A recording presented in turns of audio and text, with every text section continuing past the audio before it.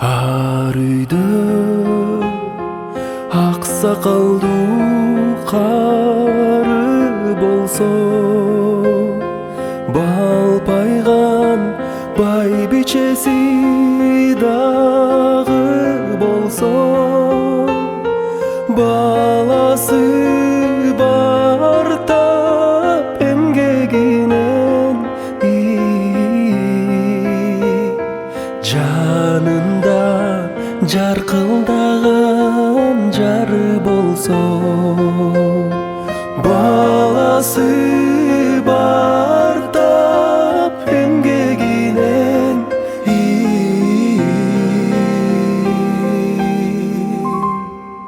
жанында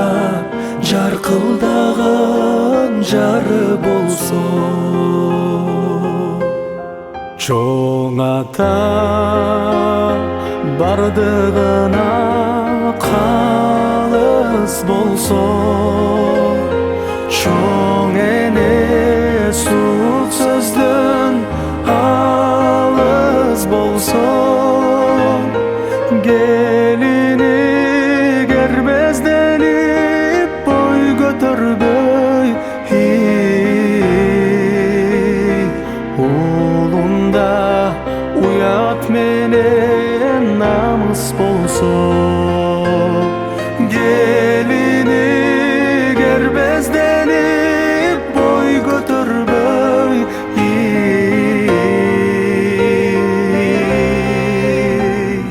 уулунда